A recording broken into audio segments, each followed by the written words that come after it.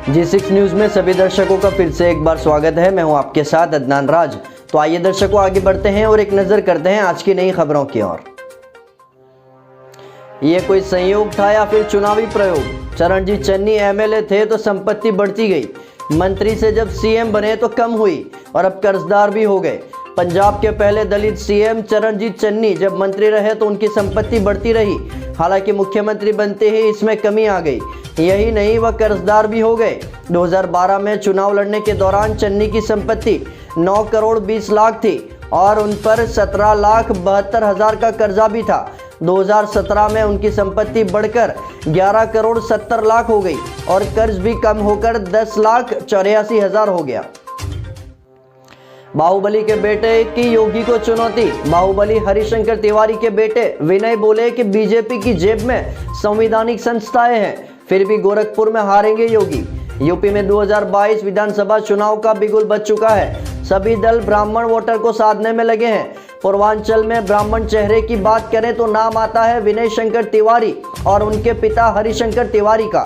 पूर्वांचल की लड़ाई में खासकर गोरखपुर और आसपास के जिलों की मुख्य राजनीतिक लड़ाई सीएम योगी और विनय शंकर तिवारी के बीच जताई जा रही है और पूर्वांचल के 80 से ज्यादा ब्राह्मण संगठन जो है वो सपा को समर्थन देने जा रहे हैं। इसके सूत्रधार खुद विनय शंकर तिवारी हैं।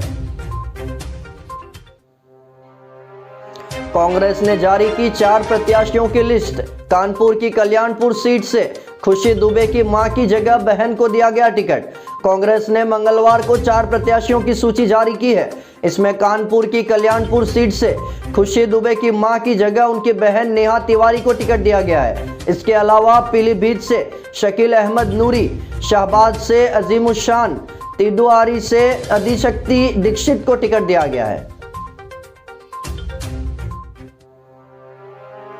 मैं लीडर हूं, मुझे बजट कैसा लगा? राहुल बोले कि युवा और किसान के लिए कुछ नहीं, लेकिन बीजेपी के लिए अर्थव्यवस्था को बढ़ाने वाला बजट।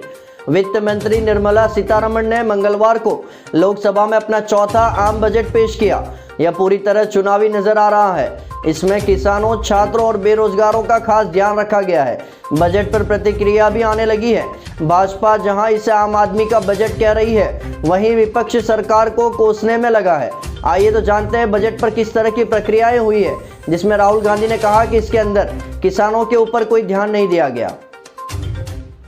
गायों की कब्रगाह बनी भाजपा नेत्री की गौशाला।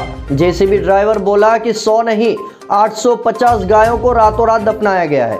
रसिया के बसई गांव की गौ सेवा भारती गौशाला में 100 नहीं लेकिन 850 गायों की मौत हुई है। इसका दावा गायों के शव और कंकाल को दफनाने के लिए गड्ढा खोदने वाले जेसीबी ड्राइवर शाहरुख ने किया है। शाहरुख की माने तो गाड़ियों में भर भर कर गायों के शव को लाया जा रहा था। शाम 4 बजे से गायों को दफनाने के लिए बैरसिया कचरा खंती में गड्ढा खोदने का काम शुरू किया गया था। रात 12 बजे तक गायों के शवों को दफनाया गया। इसके लिए करीब 8-9 फीट गहरा गड्ढा भी खोदा गया है। यूपी की बड़ी खबरों में से एक बड़ी खबर लखनऊ से कि लखनऊ में पटक पटक कर एक मासूम की हुई हत्या। सौतेले चाचा ने घर में दिया वारदात को अंजाम। लखनऊ में मोहनलालगंज थाना क्षेत्र में मंगलवार को एक सौतेले चाचा ने अपने ही 14 महीने के भतीजे को नाले पर रखे कंक्रीट पर पटक पटक कर मार डाला। पुलिस ने आरोपी को पकड़ लिया है। घटना से इलाके में सनसनी मच चुकी है। शव को कब्जे में लेकर पोस्टमार्टम के लिए भेज दिया गया है। इंस्पेक्टर मोहनलालगंज अखिलेश कुमार मिश्रा ने बताया है कि बच्चे के पिता की तहरीर पर मुकदमा दर्ज किया गया है। मुंबई में भीषण आग। कंजूरमार्ग मेट्रो कार डिपो के पास में घास के मैदान में लगी एक भीषण आग। दमकल की आधा दर्जन गाड़ियां आग बुझाने के लिए पहुंची। मुंबई के कंजूरमार्ग मेट्रो कार डिपो में मौजूद सूखी घास में भीषण आग लग गई है। आग लगने का कारण अभी पता नहीं चला है। आग लगने के बाद में निकलने वाला धुआं कई किलोमीटर तक दूर से दिखाई दिया जा रहा है। फायर ब्रिगेड के मुताबिक आग सूखी घास में लगी है, इसलिए तेजी से फैल रही है। इलाके में इसका जो गहरा धुआं है फैल जाने के कारण कुछ लोगों को सांस लेने में काफी दिक्कतों का सामना करना पड़ रहा है। राजस्थान के 8 जिलों में बारिश का अलर्ट। 3-4 फरवरी को जयपुर, भरतपुर, बीकानेर संभाग में गरज चमक के साथ में होगी बारिश। लौट सकती है सर्दी। राजस्थान में 1-2 दिन के बाद में सर्दी पलटवार कर सकती है, क्योंकि एक नए पश्चिमी विक्षोभ के सक्रिय होने की संभावना है। इससे 3 और 4 फरवरी को राजस्थान के उत्तर पूर्वी जिलों में बादल छाने और गरज चमक के साथ में बारिश भी हो सकती है। इसके लिए मौसम विभाग ने जयपुर, भरतपुर और बीकानेर संभाग के 8 जिलों के लिए येलो अलर्ट जारी किया है। गुजरात के मौसम में आया परिवर्तन। गुजरात के कई हिस्सों में कोहरा और हिल स्टेशन जैसा माहौल। 15 फरवरी तक कड़ाके की ठंड। मछुआरों को समुद्र की जुताई न करने की दी गई हिदायत। अगले 3 दिनों में दौरान न्यूनतम तापमान 4 डिग्री तक पहुंचने से गुजरात को ठंड से राहत मिलेगी। हालांकि उसके बाद में तापमान 5 डिग्री तक गिर सकता है और जानलेवा सर्दी का एक और दौर चलने की संभावना जताई जा रही है। एक निजी मौसम पूर्वानुमान एजेंसी के अनुसार राज्य में 15 फरवरी तक ठंड बनी रहेगी। अहमदाबाद में आज सुबह से ही मौसम हिल स्टेशन जैसा हो गया है। कोहरे के कारण दृश्यता कम होने के लिए चालकों को सड़क पर वाहन की लाइट चालू करने की जरूरत पड़ गई थी।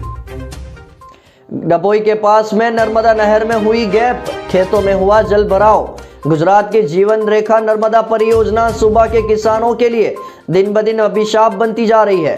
उल्लेखनीय है कि पिछले हफ्ते ही डभोई तालुका की सभी नहरों में अफवाह उड़ी थी कि छेवाड़ा के किसानों तक सफाई और बड़ी मात्रा में बिजली लील के कारण पानी नहीं पहुंच रहा है। निगम द्वारा किसानों की इन समस्याओं को दूर करने से पहले ही नहरों की मरम्मत को लेकर किसानों के बीच में आवाजें उठ चुकी है। तो दर्शकों, बहुत जल्द मुलाकात होगी दूसरी नई खबरों को लेकर। तब तक के लिए देखते रहिए G6 न्यूज़।